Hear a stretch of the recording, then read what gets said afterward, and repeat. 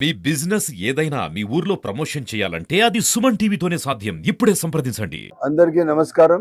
నేను మదనపల్లి కాన్స్టిట్యూన్సీ ప్రజలందరికీ, అక్కలకు, తమ్ముళ్లకు, అన్నలకు, చెల్లెళ్లకు, ప్రతి ఒక్కరికి పేరు పేరున నేను ధన్యవాదాలు తెలుపుతున్నాను. వాస్తవం చెప్పాలంటే ఒక దిశలో అరాచక పరిపాలన చేసిన వైఎస్ఆర్ పార్టీ పంచిన డబ్బుకే మళ్ళా మరొక్కసారి మదనపల్లి ఎక్కడ వాళ్ళ కైవసం అయిపోతుందో అని చెప్పి ఒక ఆలోచన, ఒక భయం పుట్టింది. కాకపోతే ఫస్ట్ రౌండ్ నుంచి కూడా మనం మెజార్టీలోనే ఉన్నాము, తక్కువ మెజార్టీలో ఉన్నాము. ఎక్కడైనా వాళ్ళకి ఎక్కువ మెజార్టీ వస్తుందేమో, ఆ మెజారిటీ మనకు ఒక్కసారిగా హిట్ చేస్తుందేమో అని చెప్పి భయపడడం జరిగింది. కాకపోతే ఒక్కటి మాత్రం నాకు ఇది ఉంది, ఇది ధర్మయుద్ధం. ఇది మంచికి చెడుకి, మానవత్వానికి అరాచకానికి, ప్రజా విలువలు లేని ప్రభుత్వాలు ఇవి. ఇందుకోసం ఈరోజు తుడిచిపోయింది. ఒక్కసారిగా దానికి అదే పదం, సరైన పదం. ఒక్కసారిగా క్లోజ్ అయిపోయింది. ఎందుకంటే ఎక్కడ కూడా కానీ భారతదేశంలో ఇంత హీనంగా 10% కూడా వాళ్లకు ఇంతకుముందు వచ్చిన ఓటు కానీ సీట్లు కానీ రాకుండా ఓడిపోయిన పార్టీ ఏదైనా ఉందంటే అది వైఎస్ఆర్ పార్టీ. వాళ్ళు ఏదైతే అరాచకం చేశారో, జగన్మోహన్ రెడ్డి అనే మనిషి 4 సంవత్సరాలు ఆయన బంగ్లాకి పరిమితం అయ్యారు. పరిపాలన దక్షతో పూర్తిగా విఫలం చెందినారు. దానికి నిదర్శనం అది. ఆ రోజు 153 సీట్లు వచ్చినాయంటే దానికి కారణం వచ్చి ప్రజలు ఒక్క ఛాన్స్ పేరుతో ఇచ్చారు. ఇంకొక 15 సంవత్సరాలు ఈ వైఎస్ఆర్సీపీ పార్టీ ఎక్కడ కూడా కానీ ఆంధ్ర రాష్ట్రంలో దరిదాపుల్లో కనపడదు. నేను మరొక్కసారి నా తెలుగుదేశం పార్టీ నాయకులకు, జనసేన నాయకులకు, బీజేపీ నాయకులకు, ఎవరైతే నా కోసం పనిచేశారో వాళ్ళకందరికీ నేను పేరు పేరున నేను ధన్యవాదాలు తెలుపుకుంటున్నాను. స్వచ్ఛందగా చాలా మంది చేశారు. నేను వాస్తవం మీకు చెప్పాలంటే నేను ఎంతమందితో పోరాడానని తెలుసా? వైసీపీలో 7 మంది క్యాండిడేట్లు.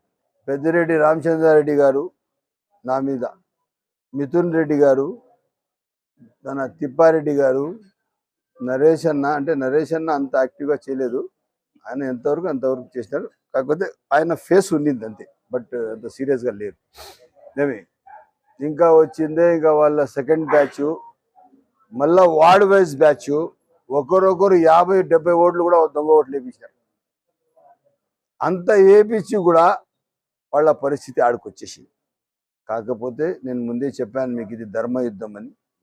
ఎప్పుడు దేవుడు అనేవాడు ఉన్నాడు. నేను నా కాన్స్టిట్యున్సీ ప్రజలకు నేను ఎమ్మెల్యేగా ఉన్నా లేకపోయినా ఏ రోజు నేను వాళ్లకు దూరం పెట్టలేదు. ఎవరు కూడా పక్కన జరగండి అని కూడా నేను చెప్పలేదు. వాళ్ళు నా పక్కన ఉండాలా, నేను వాళ్ళతో ఉండాలా, వాళ్లకు నేను నా సొంత కుటుంబం లాగా చూసుకోవాలని అదే ఒక్క మాట. నేను ఈ గెలుపుకి నేను తెలుగుదేశం పార్టీ నాయకులకు, జనసేన నాయకులకు, బీజేపీ నాయకులకు అంకితం చేస్తున్నానని చెప్పి తెలియజేస్తున్నాను. నా గెలుపు ఇదే కాకుండా మదనపల్లిలో చాలా అరాచకాలు జరుగుతున్నాయి. భూ కబ్జాలు తాండవమాడుతున్నాయి. బీకేపల్లిలో ప్లాట్లమ్మి 5-6 కోట్ల రూపాయలు సంపాదించారు. మాఫియా పేరుతో పెద్ద వాళ్ళు పోయి 20 ఎకరాలు 30 ఎకరాలు మంత్రి పేరు చెప్పుకొని, ఎంపీ పేరు చెప్పుకొని భూములు కబ్జా. భద్రం తోలు తీసేస్తా కొనవనికి. ఈ రోజు నుంచి మదనపల్లిలో ఒక్క అడుగు ఎక్కడన్నా కబ్జా అయిందంటే మళ్ళా మీరు ఎక్కడ తిరిగేది ఉండదు. ఇప్పుడే నేను పోలీస్ శాఖతో కూడా నేను మాట్లాడడం జరుగుతుంది. ఊర్లో ఎక్కడ చూస్తే అక్కడ అరాచకంగా ప్రజలకు సామాన్లు ఎట్లా సరుకులు దొరుకుతాయో అట్లా గంజాయి దొరుకుతా ఉన్నది, అఫీమ్ దొరుకుతా ఉంది, దానికి కావాల్సిన మత్తు పదార్థాలన్నీ దొరుకుతున్నాయి, దానికి ఇంజక్షన్లు కూడా దొరుకుతున్నాయట. ఎట్టి పరిస్థితుల్లో 3 రోజుల్లో వాళ్ళు ఎవరెవరు ఉన్నారో వాళ్ళకందరికీ అరెస్ట్ చేయాల. లేకపోతే నేను దానిపైన వేరే ఆలోచన చేయాల్సి వస్తుంది. ఎట్టి పరిస్థితుల్లో పరిపాలన దక్షతలో ఎవరికైనా వదిలేది లేదు. వాడు ఎవడైనా కానీ, ఎవడైనా కానీ, ఎక్కడన్నా ఉన్నా, వాడికి ఎవడు ఎంత పెద్దవాడు సపోర్ట్ ఉన్నా కూడా కానీ మదనపల్లి కాన్స్టిట్యున్సీ వరకు పద్ధతిగా మర్యాదగా నడుచుకుంటే ఉంటుంది. ఏ పార్టీకి సంబంధించిన నాయకులున్నా అతి చేసి భూ కబ్జాలు చేసి ఏదైనా ప్రజల పైన మీరు అరాచకాలు చేస్తే వాడు ఎవడైనా ఎంతోడైనా కానీ వదిలేది లేదు. నాకు కావాల్సింది ఒక మంచి పరిపాలన, ఏమి ఇష్యూస్ లేకుండా పరిపాలన చేయాల, ప్రజా పరిపాలన కావాలి. ప్రజా సమస్యలపైన పోరాడదు, కలిసి రండి. నేను అన్ని పార్టీలకు స్వాగతిస్తున్నా.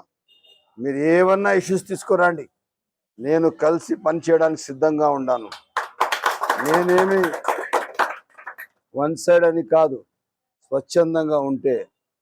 ఇదే కాకుండా చాలామంది భూ కబ్జాలు కాట్లాట్పల్లి రోడ్లో కూడా చేశారు. ఇదే కాకుండా చాలామంది వచ్చి బసినకొండ పరిసర ప్రాంతాల్లో కూడా చేశారు. ఎవరికి కూడా వదిలేది లేదు.